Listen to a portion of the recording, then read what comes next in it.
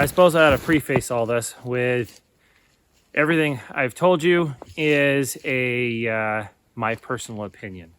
What you will find in the maple industry are their opinions galore. Some good, some not so good, and I've heard both.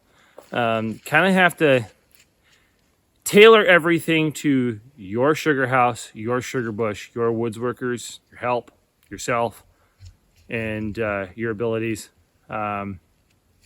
and so on. Now, the reason I don't have a problem tapping this way is I am confident in my ability to tap and get a good straight tap hole. Part of that is the tapping bit. You got to have a good tapping bit that's designed for tapping trees. The best one I have found so far, and I've tried things from CDL, LaPierre, Leader, but the best one I've found so far has been from H2O. These things are super sharp. In a day, any of the three of us out in the woods in the last few days, we're only using 2/3 of the battery. So a big battery like this is lasting us all day long in the woods without stopping the charge, which we could charge them at lunchtime when we go in for lunch. The sugar house isn't that far away, but these bits are working really, really good. And because they're so sharp and they work so well, you put that up against a tree and you start the drill, it's just going to walk itself right into the tree and then back out nice and straight. It's not wobbling around the tree like I have had other bits do. It's nice and sharp. This is actually a second year on this tapping bit. So we've literally tapped thousands of trees with this already and are set to do that again this year. Normally I would not recommend doing that. I would get a whole new bit, but that was with old bits that, from other places that just, they don't retain their sharpness. So that's part of the reason we don't use, any of these super fancy, high tech, and wicked expensive alternatives. The other thing that we got going for us is we're using check valve spouts. For that extra 50 cents, we're getting like an extra, I don't know, what's it, a pint or quart of syrup out of it? Even if it's just a pint, let's just go low ball. Let's say it's a pint. Okay, well, how many of us are retailing pints for like $12? Okay, so $12 versus 50 cents. Okay, well, now that opens up all kinds of new possibilities because of the check valve and the fact that we're also running vacuum. We can run our taps below the laterals. So like this tree here, you see, is tapped below the lateral. It's got a check valve spout on it, and we're running vacuum on it. Now we're not running vacuum all the time. If the sap is flowing, we got vacuum on. Or if it's above freezing at 35, 36 degrees, whatever, we'll have vacuum on. And especially as we get closer to the season, even at 32 degrees, I'll have a vacuum pump running. It may be on low, but it's running. And so, yes, you may get a little less sap from it because it's tapped below the lateral, but it opens you up to new possibilities and good wood and gets it down where you can reach it and reach it really easy. If your laterals are head height and the only place you can reach it or your help can reach it because you don't have the snowfall that we used to have years ago, you can just tap it, shoulder height, where it's comfortable, where it's easy, where you can get a second hand on it and you can get that into the tree nice and straight, no problems. So it all comes down to confidence and experience. Go out, tap some trees, you'll learn from it. Go fix the leaks on those trees that you created. Trust me, I've been there. I've done a lot of that. And, it's all good. And then you can pass your experience on to the next generation of maple tappers out there. And go make some sticky, sweet, mapley goodness out there. So good. So thought I would share a few thoughts with you on just general tapping stuff and tools of the trade. One of the things I hear people all saying, like, well, I like those like self-tapping, or not self-tapping, precision tapper drills. And they're cool. It's a nice idea, but to me, it seems more like you're trying to buy skill instead of learning the skill. which I guess is good if you just don't have a steady hand, you don't have a a good tapping arm, to be able to push the drill into the tree really well. However, I mean, you do have a big spring to push against. I mean, so you're going to have to expend a little extra effort anyways. And having talked with people, especially women who use them, they find it very hard, especially if you're trying to tap with a ladder and get up higher, for the higher trees, because you live in like a deep snow area, or you have to contend with moose, which dictates having laterals way high, and you want to keep your taps above your laterals, and not below. So I can understand that, but they do say that, yes, it's very hard because you get that big spring to push against, and if you're on a ladder, it kind of throws your balance off. So there's that. For me, I've earned that skill, through years of tapping experience, good and bad. And it's through that bad stuff that I've learned what not to do. And I've heard people say, well, my crew's not that skilled. They don't know what to do. They're going to have bad holes. Yes, they will make bad holes. Trust me, you ask any one of my crew members, and they will all say they have drilled bad holes. They're shaking their heads on the other side of the camera here. And to the affirmative. But I say to that, if you have your crew use, or tap your trees, but then if they are through the whole season and they are fixing the leaks and looking for them, they see what went wrong and they go, oh, and then they learn not to do that again.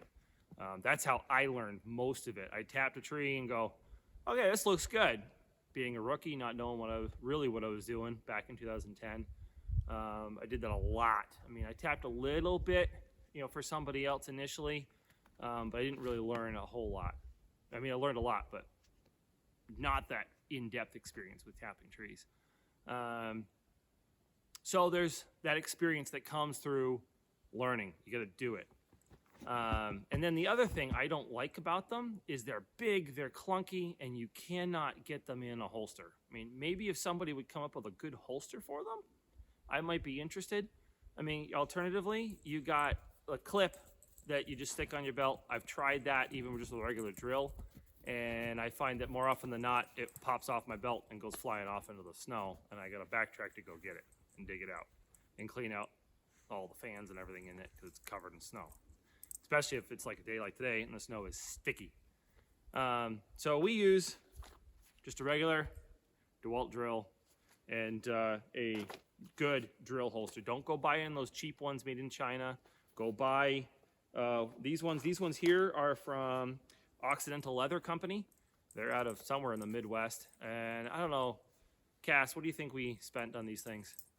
40, 50 bucks a piece maybe? I think they were like about 50, 55 a piece, I think is what they were, probably with shipping and any sales tax or whatever. But these things work great with the drill bit. They securely hold your drill, and you'll notice the bit is not sticking out the bottom end. I mean, you can just barely feel the tip of it. I've used a lot of those cheap ones you get at like Home Depot and whatnot, and I had two things with them. One, or three things really. One, they fall apart really, really quickly. This is my second year on this thing, and it's in really good shape. Two, the drill falls out of the holster because they just don't sit well. And then three, because they tend to be a shorter holster, the drill bit sticks out, and next thing you know, you're ripping up your pants. This is actually what happened to this pair of overalls. They just got shredded by the drill bit. And then they hold in really well. I mean, you just take that, you secure it, it's latched. It ain't coming out of that holster unless I unlatch it. So I like that. Just a piece of kit that if you wanted a good drill holster, Occidental Leather Company, great one. And this is, they're not supporting me or anything like that. I'm just, I like buying American made and I like buying quality. Same thing goes with my hammer. I just use a regular S-wing hammer, specifically because it's made in the US of A. I have had Chinese-made hammers, and they literally lasted me minutes in the woods, and they were all busted and broken and therefore useless. I went out and I spent the $20 at the time to go get myself a good Estwing hammer, and this is still the same one that I bought 12 years ago, 13 years ago, whatever it's been now. And highly recommend them. Like I said, buy USA made, buy quality. The rest of my kit, I use, I mean, you can use any old general pair of pruning shears for tubing cutters. These come in very handy. I happen to like using the military, I don't know what you want to call it, harness, vest, as a tool thing, just because it's modular. I can set it up the way I want to and put pouches and things wherever I need them to be that I find convenient and handy. And things like your channel lock pliers, always very handy in the woods. And they fit very nicely in the slots that are already on here on the mole system for tying these things down. The rest of my kit, though, like I said, these channel lock pliers, also known as a channel lock hammer. Another maple producer recently said these things are really, really handy. We use these to pull taps out of a tree. So if you got your tap sticking out of your tree, you stick it on there, clamp down, and you just pry it off the tree, just like that. Really, really easy. In a pinch, if you forget your hammer, you can, when you're walking leaks, you can use these as a hammer.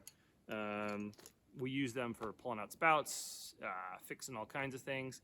We use slide fittings in the woods, which if you haven't seen one of them, I think I actually have one in the bag here, maybe.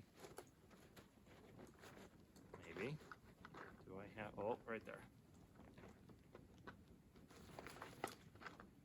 Nope, I just got hung up on the tubing tool. Now let's pull out the tubing tool. There we go. And these things, you just slide your tubing in like so and pop it on. And then that's got a hook on the bottom of it right there. And you just slide that onto your wire at your main line. So channel locks are really good once these things have cinched up, especially if like the tubing gets pulled back a little bit, it cinches it up even tighter, and then they get really hard to pull off. So pair of channel lock pliers, get them right off for you. Then the other thing I do is I carry around a big double-sided tubing tool like this. You can do it with the cutter, without the cutter, does not matter. But when you're fixing tools, well, sometimes you have to fix tools in the woods too. That does happen. But when you're fixing tubing in the woods, and especially if it's in the middle of a lateral line, you're gonna want a double-sided tool. I mean, you can do it with a single. I have done it many, many times, and it's a pain if you gotta do it with a single tool. Unless you can easily take the tubing off of one end or the other, either at the main line or up at the far end. That gets quite interesting. So double-sided tubing tool, very handy. The other thing I carry with me when I'm out in the woods, especially when I'm tapping, is we've already gone through the woods, like I showed you in previous videos, and we've already tapped.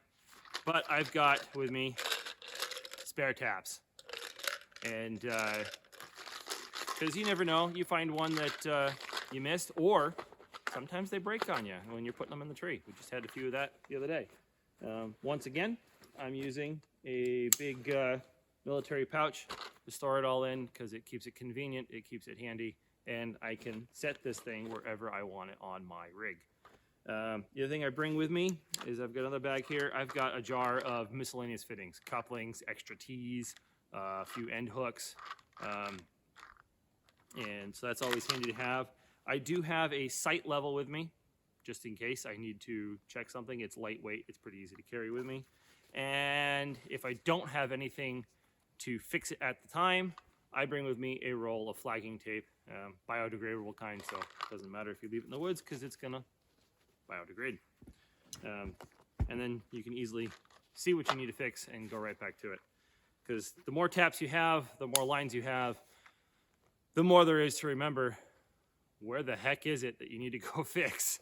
Trust me, just trying to keep a mental tab of that is hard, or thinking to write it down at the time.